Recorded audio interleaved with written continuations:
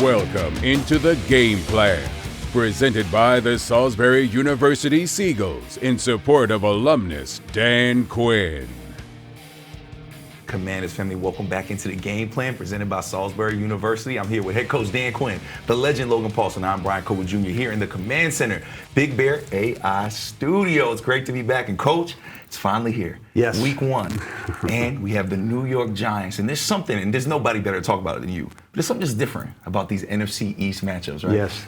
And to get it also to start the season, that's a big deal. There's something about an energy that takes place in the opening week.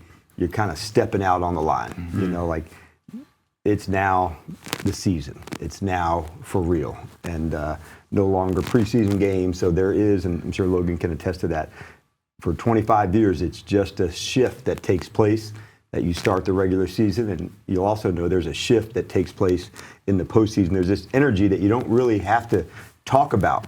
It just happens. And so to have that coincide with a division opponent, it's the very best way to start the year. I was going to say, because I always thought that was better, because you kind of like know the team a little bit. You know it's just going to be like kind of like fighting your brother. Yeah. You just know what's going down, Yep. And like there's something nice about coming into that kind of fight. And having your home opener be the first game also feels good. There's just a lot, and but I love it when the NFL does these kind of matchups right off the bat, and like, all right, let's go get down. We had 2 very close games with them last year, like a lot of division games are. And so what a great way to start the fight. And Coach, it'll be our first time seeing a couple of new guys. Laramie Tunsil will be our first time seeing him on that field. What does he add to this offense that helps you guys do what you guys are trying to accomplish in 2025? Yeah, when you watch him play tackle, he's got just this poise and confidence outside. He doesn't rush. He's not in a hurry. He's got such length that he's just always in control. And that's a good spot to be in as a tackle, because as a defensive end, when you're rushing someone, you're trying to be aggressive, meaning where's my spot? Where can I go take it? Like, it's not always about just being fast as a defensive end. It's also, when do I take my spot? The guy opened up a little bit, I can now go hit it. And it's hard with Laramie because he doesn't give you a lot of those options. He's long, he's got strength, and he's patient. And much like a good corner who's hard to get away from, for a receiver, a good offensive tackle, he just keeps you squared up, keeps you in front, and he's hard to get by. But he's experienced. He's willing to share the knowledge, which I appreciate. But he just really plays with this confidence and poise that you really like to see. And that poise is going to be super important, because the Giants, obviously, on that defensive line is kind of the story coming out of their offseason. Yes. Obviously, guys like Dexter Lawrence, Burns.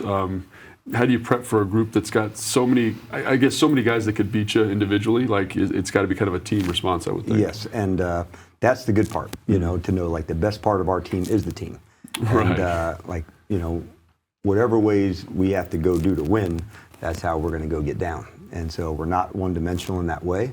And knowing that they've got talent in this space, so we're not going to always try to fight a fair fight. That's right, right. Yeah.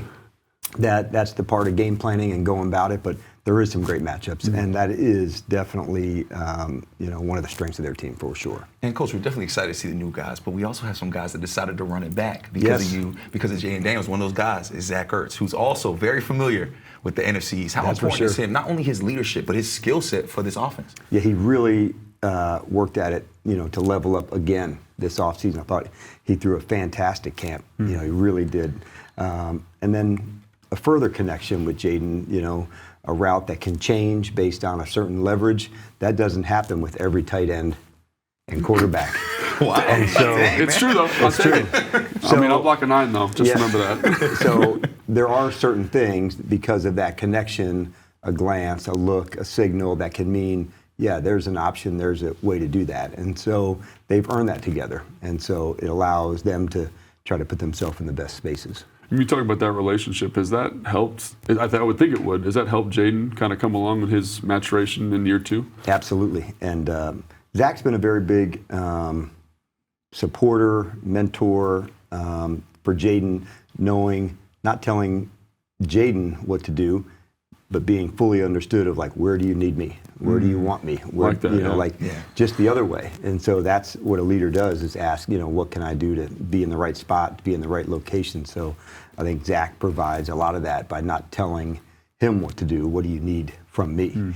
And I thought that's leading. And talk about leading with Jaden Daniels. I think one thing that impressed everybody and maybe surprised some people was his poise. There were so many big moments last year, and he was poised in all of them, just very, very calm. This is a new year, new expectations for Jaden Daniels. How have you been able to help him remain poised as he ventures on to something that he's never done before, year 2 in the NFL? Yeah, I don't think he looks at it as that pressure like that. I think he looks at it as like opportunity and possibility, about not trying to replicate or repeat, but like what could be. And so I think I'm in agreement with him on that, to say we're not trying to replicate things, like we're trying to build on them. And so if we take that approach, I think that changes the narrative a little bit. We don't want to miss how much fun we had. That was cool, but we're also saying that was the beginning, and we want to build on it. We want to get stronger. And so I think he looks at it as more of what can be. Does he share that with the team? Because I think that's an incredibly powerful attitude. Because as a player, I was always like, oh, don't screw it up, don't do that. But to have a guy that's like, no, man, like think about it in the affirmative as opposed to the negative, that's got to be awesome. He is so locked into what to do. He doesn't look down the line and we need to be here and compare things to before. It's like, how do we do this route better, this protection, this play? And so that's the type of pressure that I think he flips, as opposed to feeling what was compared to like what can be. And I would totally agree with him on it. And Coach, when you look at the defensive side of the ball, we have a new look secondary. Our secondary looked really good last year, but we added some pieces to make them even better. And what a great test, taking on the New York Giants in this receiving core. How do you see us matching up with them, and what do you expect to see out of this new look secondary? Yeah, there's a lot of new faces overall. I think there's 5 of the 10 D linemen are new. Added, obviously a safety, some corners, and so putting people into the right spots is a big deal. We have to get that part right. It's one thing to get the right people on the bus, but you also have to put them in the right seats. And allowing us to have, Jonathan Jones and Will and others to be part of the group, they've really expressed themselves of how they can play, what they can add to our team. And I thought they've done a nice job, connecting all the way through this, spring and into training camp. Talk about putting people in the right seats, and a guy that I thought of immediately when you said that is Mike Sanderstill. Like just kind of finding his home there, and just how productive and efficient he's been. Like, what are your expectations for him heading in this game? Because like he's been awesome in this new kind of, and not new, is his traditional nickel role, I guess. I think that was the vision that we had from Mike, when we selected him. But circumstances had to change, and in 2024, the best thing for the team was to play him outside. And he absolutely responded, and not having that kind of training in training camp and this first part of the season, we said, hey, we're going to make this switch. This gives us the best chance to go and play and win. And he was all about it. And as he grew stronger at the position, you saw his play elevate as well. But we've always had the vision of this would be his, real secret sauce, because he's got elite quickness. He's one of our smartest players. He can see things better from closer towards the ball. And Coach, you talked about that guy like Laramie Tunsil, who we haven't got to necessarily see yet, another new addition. And Von Miller on that defense, we haven't got to see him yet either. Number 24, he told me he was just chomping at the bit to get on that field. How excited are you to see Von Miller and what he can add to an already dominant defense? Yeah, he also adds a lot of leadership to what we want to be. He's an excellent communicator on the field, in the classroom as well, but he's got experience to share. We're already better, before we've even played one snap, because of what he's already brought. So we're excited. The things that the 36-year-old Vaughn is different than the 26-year-old Vaughn, but they're really powerful in lots of different ways. And we're really pumped to put him into these, spots that he can really impact the game. And Coach, in closing, we'll be at the crib. We'll be back home. What a way to start the season, to be in front of the best fans in the NFL. In closing, can we give a message to Commanders fans as they get ready to cheer on our Commanders? Well, I think Logan can respond to this. Home field advantage is huge. And to feel the fans absolutely, going crazy for the guys, making plays and being on the field, there's nothing like it for them. And so they feel that energy that helps get created in the stadium. And the more of that, the better. And they can also be an absolute weapon for us, to say how loud can we make it and how hard can we make it on the opposing teams, just by how loud it is. That's a really big deal, and we are definitely capable of doing that. So we really want them to bring the juice. Coach, you're giving Logan goosebumps right now. That's how excited time, man. Every and how time. juiced he is. And Coach, you know what else he's excited about? For y'all to do film study. It's probably Logan's favorite thing to do on this show is film study. Coach, we always appreciate talking to you. All right. Thanks, guys. Always great hearing from Coach and Logan. We'll be hearing from them a little later when they do their film study on our rookies and new additions. But first, it's time for our Prime Player, brought to you by DC Prime, Loudoun's premier steakhouse. For dinner reservations or private dining, call 703-840-2099. And our Prime Player is no other than Jaden Daniels. We're looking at his rookie numbers from his historic first season here in Washington. Over 3,500 passing yards, 891 rushing yards, which was a record, and 31 total touchdowns for JD5. Now, Daniels led Washington to its first NFC Championship appearance since 1991. Now, we got to go to break, but when we get back, Coach and Logan will head into film study to talk some of our rookies and free agents additions going into week 1. And later on in the show, Logan, Coach, and I will count down the kickoff. We'll be back with all that and more after this break.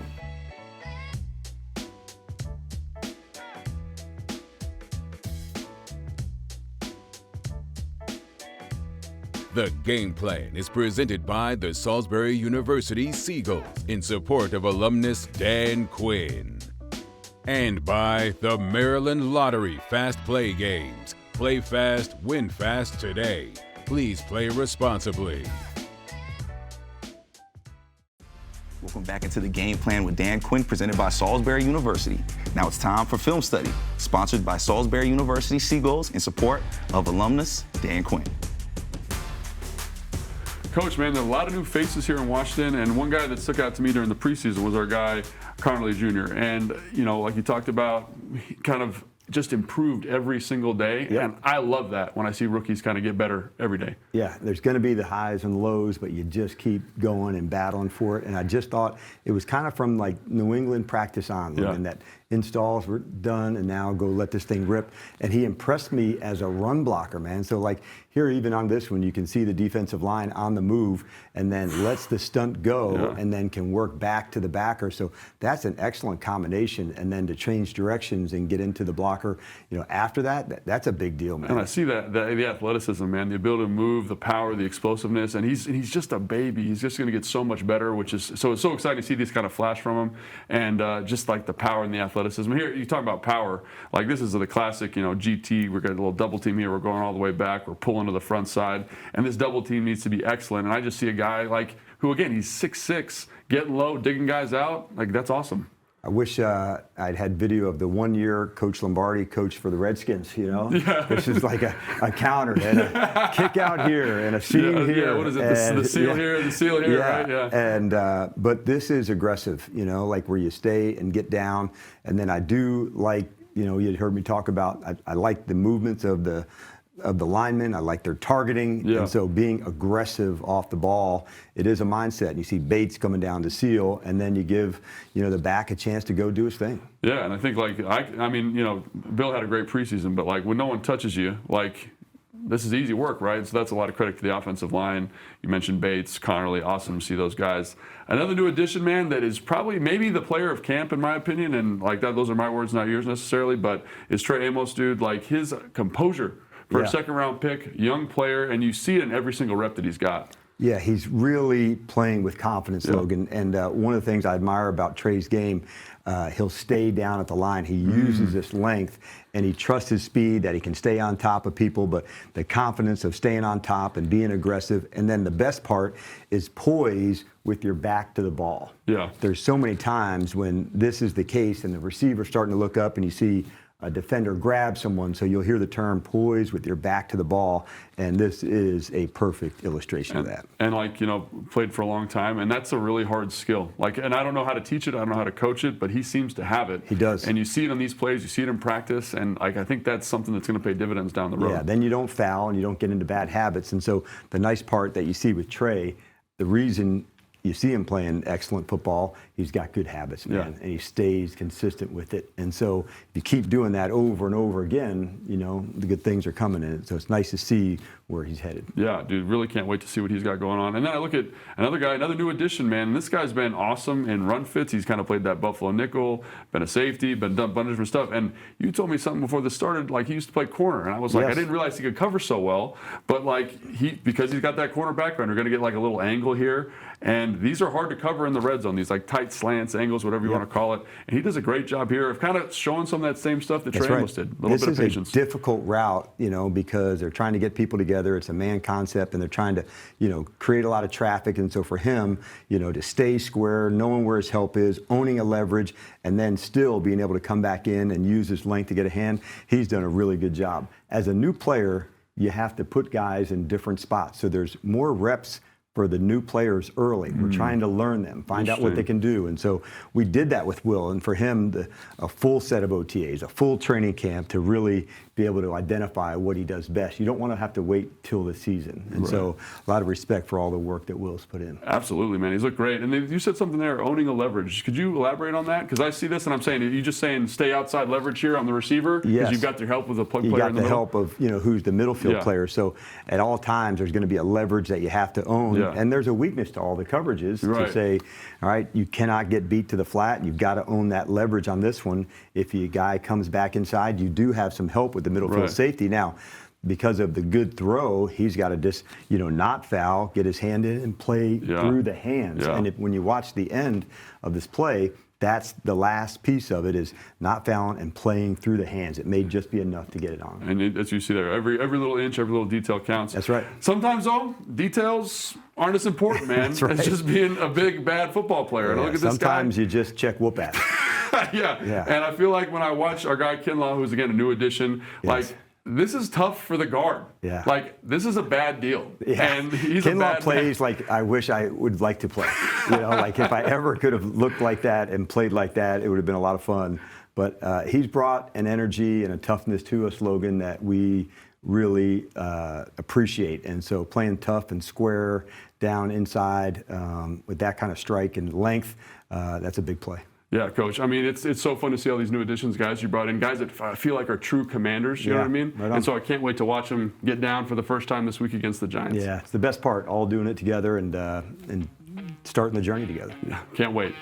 Always great to hear from Coach and Logan. I learned so much during these field studies, but now let's get ready for our must-watch matchup presented by Marsh McLennan Agency, your partner in risk and people strategies. And our must-watch matchup is the Commanders' O-line versus the Giants' defensive line, led by defensive tackle Dexter Lawrence.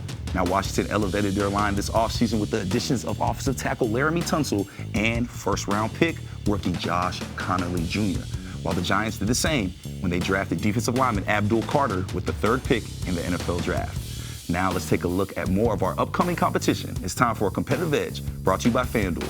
Make every more and more with FanDuel, an official partner of the Washington Commanders. Now here's a look at how the Giants and Commanders stack up.